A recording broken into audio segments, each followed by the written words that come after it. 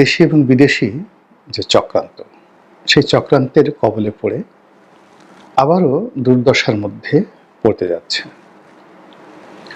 এই দলটির যে অভ্যন্তরীণ রাজনৈতিক বিরোধ, টেকনাফ থেকে তেঁতুলিয়া পর্যন্ত, অতীতের যে কোনো সময়ের চাইতে এটি এখন বেড়ে গেছে। দ্বিতীয়ত, কেন্দ্রীয় রাজনীতিতে গত সেই ৫-৬ বছর ধরে একচেটিয়াভাবে জনাব তারেক রহমান সাহেব যেভাবে সিদ্ধান্ত নিতেন এবং দলের সিনিয়র যারা নেতৃবৃন্দ রয়েছেন তারা যেভাবে অবলীলায় তার সকল সিদ্ধান্ত মেনে নিতেন এবং তরুণ তুর্কিরা যারা জনাব তারেক রহমান সাহেবের সঙ্গে ঘনিষ্ঠ, তাদের যে একটা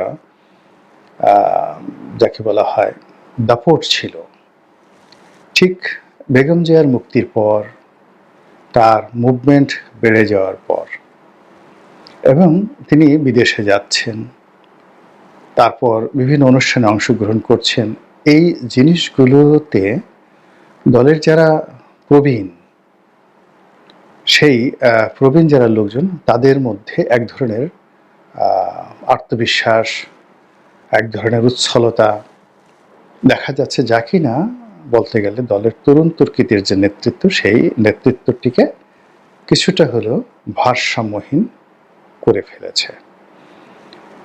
দ্বিতীয়ত, বাংলাদেশের যে রাজনীতিকে এই মুহূর্তে যারা হর্তাকর্তা, সেটা ডক্টর ইউনূস বলেন, সেনা প্রধান বলেন, কিংবা অন্য সিভিল সোসাইটির যে সমস্ত লোকজন বলেন, তারা মোরলেস সবাই এই দলের যারা সিনিয়র নেতৃবৃন্দ রয়েছেন তাদের সঙ্গে সম্পর্ক রাখতে, তাদের সঙ্গে নেগোসিয়েশন করতে এবং তাদের সঙ্গে কথা বলতে স্বাচ্ছন্দ্য বোধ করেন। ফলে যারা দীর্ঘদিন ধরে, সেই গত ৫-৬ বছর ধরে দেশের ভবিষ্যৎ প্রধানমন্ত্রী জনাব তারেক রহমান সাহেব, বিএনপির কাণ্ডারি কিংবা বিএনপির একমাত্র অবিসংবাদিত নেতা হিসেবে যেভাবে লাইমলাইট এবং হাইলাইটে তাকে আনা হয়েছিল, সেই জায়গাটি বেগম জিয়ার উপস্থিতির কারণে কেমন যেন এলোমেলো হয়ে গেছে। দ্বিতীয়ত হলো যে এই জুলাই আগস্ট বিপ্লবের পর অনেকেই আশা করেছিলেন জনাব তারেক রহমান এখানে আসবেন, বীরত্বের সঙ্গে তিনি মোকাবেলা করবেন এবং তার মা যেভাবে সাহস এবং শক্তি দেখিয়েছেন, তিনিও ঠিক সেম জিনিসগুলো দেখাবেন। কিন্তু সেটি তিনি কেন করেননি, কেন আসেননি, এই বিষয়গুলো নিয়ে বহুজনে বহু প্রশ্ন। কিন্তু যেহেতু অনেকে ধরেই নিয়েছেন যে আগামীতে যে নির্বাচন হবে, সেই নির্বাচনে বিএনপি ক্ষমতায় আসবেন এবং বিএনপি ক্ষমতায় আসলে তারেক রহমান সাহেব যে কোনো ফর্মে থাকুক না কেন, তিনি প্রধানমন্ত্রী হবেন অথবা ডিফ্যাক্টো প্রধানমন্ত্রী হবেন। তো এই জন্য তাকে নিয়ে, তার দলকে নিয়ে কথা বলার আগে প্রায় সবাই লা হাওলা ওয়ালা কুওয়াতা তওবা আস্তাগফিরুল্লাহ, বা অনেকে ওযু গোসল করে নিজেকে সংযত করেন, পবিত্র করেন, যেন কোনো অবস্থাতেই এই ক্ষমতাধর ব্যক্তি বা এই ক্ষমতাধর দল সম্পর্কে তার জবান থেকে একটা উহ শব্দ বের না হয়ে যায়। তো এর ফলে কি হলো, এই দল নিয়ে কেউ আলোচনা করছেন না। জামাত নিয়ে আলোচনা করছেন অনেকে, জামাতের সমালোচনা করছে, কিন্তু বিএনপিকে নিয়ে গত ৩ মাসে আমাদের দেশের কেউ, একেবারে কট্টরপন্থী আওয়ামী লীগ যারা আছেন তারাও কিন্তু কোনো কথাবার্তা বলছেন না। আর এই কথাবার্তা না বলার কারণে কি হলো, এই দলের অনেকগুলো সমস্যা লোকচক্ষুর অন্তরালে এই দলকেই গ্রাস করে ফেলেছে। এই দলের এমন অনেকগুলো সম্ভাবনা, সেটি দেশে এবং দেশের বাইরে এইরকম বহুমুখী চক্রান্তের কবলে পড়েছে। কেউ কোনো কিছু বলছে না, কিন্তু পরিস্থিতি এমন হলো, যেমন ধরুন আমরা ছোটকালে একটা গল্প পড়েছিলাম, অনেক হাসতাম এই গল্পটা পড়ে। তো পাশাপাশি দুজন লোকের মধ্যে ঝগড়াঝাটি হচ্ছে, এখন একজন মোটা বুদ্ধির আর একজন চিকন বুদ্ধির। তো মোটা বুদ্ধির যে লোক, তার সাথে চিকন বুদ্ধির যে লোক, তিনি পারবেন না শক্তিতে, অর্থে। তো তিনি তার সঙ্গে এভাবে হম্বিতম্বি না করতে পারেন। তিনি তাকে অর্থনৈতিকভাবে পঙ্গু করার জন্য তিনি তার যে সম্ভাবনাময়, সবচেয়ে সম্ভাবনাময় তার একটা শস্যক্ষেত্র ছিল। তো গভীর রাতে তিনি সেই শস্যক্ষেত্রে অনেকগুলো চিনি তিনি বিছিয়ে দিলেন বা ছিটিয়ে দিলেন। ফলে কি হলো, মানে কোটি কোটি পিঁপড়া কোত্থেকে এসে সে চিনি খেতে গিয়ে শস্যের যে গোড়া সেটা কেটে দিল এবং পুরো শস্যক্ষেত্রটা শেষ হয়ে গেল।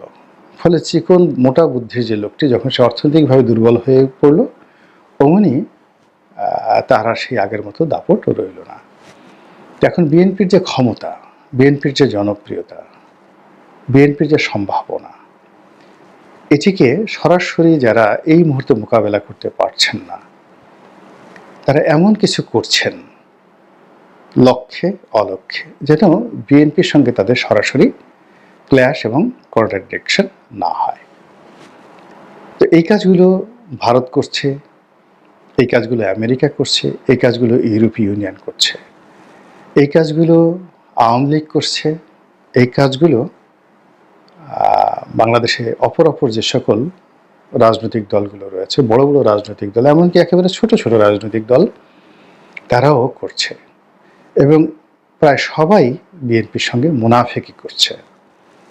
সামনে খুব মিষ্টি কথা বলছে। একমাত্র সম্ভবত জামাতের আমির, তিনি প্রথম বেফাস একটি মন্তব্য করে ফেলেছিলেন, যেটা হলো যে এক জালেম গেছে আর এক জালেমকে আমরা আহ্বান করব না। তো এই একটা কথাই, তারপর তিনি আবার সেটাকে কাটিয়ে ওঠার জন্য অনেক চেষ্টা করেছেন। এছাড়া প্রায় সবাই দুনিয়ার সব কিছু নিয়ে কথা বলছে, গালাগাল দিচ্ছে, কথাবার্তা বলছে, এমনকি আত্মসমালোচনা করছে। কিন্তু বিএনপি নিয়ে, তারেক রহমান সাহেবকে নিয়ে, বেগম জিয়াকে নিয়ে কেউ কোনো টুপ শব্দ করছেন না। কোনো সমালোচনা নাই, কিচ্ছু নাই, প্রশংসাও নাই, সমালোচনা নাই, একেবারে নীরব। এবং যখন শূন্যতা থাকে, ওখানে কতগুলো মারাত্মক প্রতিক্রিয়া হয়। যেখানে শূন্যতা রয়েছে, সেটা বাতাসের শূন্যতা হোক, পানির শূন্যতা হোক, রক্ত শূন্যতা হোক। এখন এই বিএনপি নামক যে রাজনৈতিক দলটি, এটির যে বেড়ে ওঠা, এটির অস্তিত্ব, এটির টিকে থাকা, সব কিছু নির্ভর করে রাজনৈতিক প্রতিপক্ষ এবং প্রতিযোগিতার উপর। তো এই মুহূর্তে যদি বিএনপি সেই প্রতিযোগিতাহীন হয়ে পড়ে এবং তার কোনো শত্রু না থাকে, রাজনৈতিক শত্রু না থাকে, তার কোনো অনিশ্চয়তা না থাকে, তাহলে তার অবস্থা হবে একটা আরবীয় ঘোড়া প্রচণ্ড মরুভূমির মধ্যে ছুটে বেরিয়ে সে তার মালিককে কাঙ্ক্ষিত মাকামে নিয়ে যাওয়ার ক্ষেত্রে তার যে দুর্ধর্ষ ট্র্যাক রেকর্ড রয়েছে, সেই ঘোড়াটিকে যখন আপনি কেবলই খাওয়াবেন, দাওয়াবেন, প্রশংসা করবেন, তেল মাখবেন, কিন্তু দৌড় দিতে দেবেন না, ওর সঙ্গে দুদিন পরে আর ভেড়ার মধ্যে কোনো ডিফারেন্স থাকবে না। আওয়ামী লীগের কিন্তু যে পতন হয়েছে সেটা হলো সে তার সকল প্রতিদ্বন্দ্বী, সকল সমালোচনা এবং অযোগ্য লোকদের সঙ্গে তার খুব উঠা বসা, মানে নিজের দলের মধ্যে অনেক ভালো ভালো যোগ্যতম লোককে বাদ দিয়ে সে দেখা গেল যে দিলীপ বড়ুয়াকে তার মন্ত্রী বানাতে হবে, তোফায়েল আহমেদকে বাদ দিয়ে দিলীপ বড়ুয়াকে তার মন্ত্রী বানাতে হবে, আমির হোসেন আমাকে বাদ দিয়ে, সুরঞ্জিত সেনগুপ্তকে বাদ দিয়ে, মতিয়া চৌধুরীকে বাদ দিয়ে তাকে মন্ত্রী বানাতে হবে কাকে? জনাব জিএম কাদেরকে। মন্ত্রী বানাতে হবে কাকে? হাসানুল হক ইনু সাহেবকে, রশেদ খান মেনন সাহেবকে, জাতীয় পার্টির আনিসুল ইসলাম মাহমুদ সাহেবকে। তো এই যে বিভিন্ন মানুষদেরকে, মানে সে আমি হাসাতে পারি, আমি কাঁদাতে পারি, আমি জাপান থেকে শিখে আসছি তুমকো মারামারি, একটা বিখ্যাত সিনেমা তাসের ঘর, বাংলা সিনেমা। এবং এখানে এরকম একটা টেলিসামাদ, এখানে খুব কৌতুক অভিনেতা ছিলেন, তো তিনি এরকম একটা গান গেয়েছিলেন, আমি হাসাতে পারি, কাঁদাতে পারি, আমি জাপান থেকে শিখে এসেছি তুমকো মারামারি। এই গানটা গিয়ে সে তার প্রেমিকাকে সে প্রেম নিবেদন করছেন।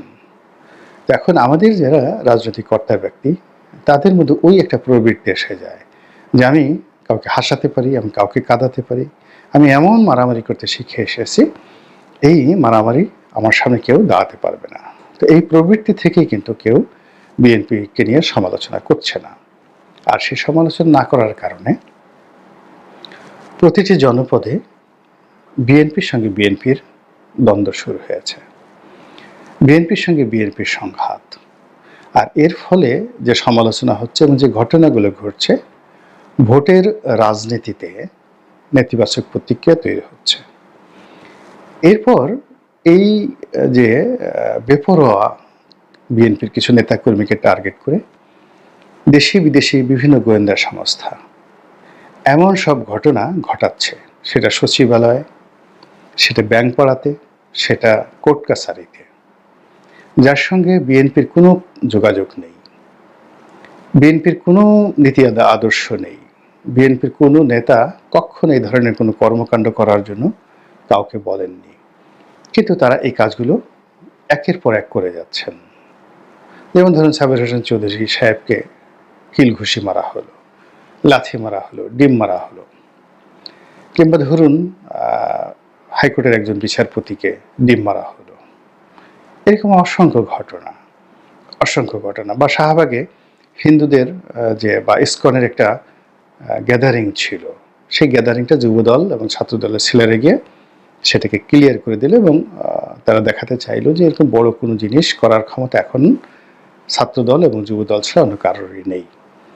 এখন এই ঘটনার সঙ্গে দলের কেন্দ্রীয় কমান্ডের কতটা যোগাযোগ ছিল আমি বলতে পারবো না, কিন্তু বিএনপির সম্পর্কে ভারতের যে একটা গ্রিন সিগন্যাল, সেই গ্রিন সিগন্যালটি এই জায়গাটাতে স্টপ হয়ে গেল।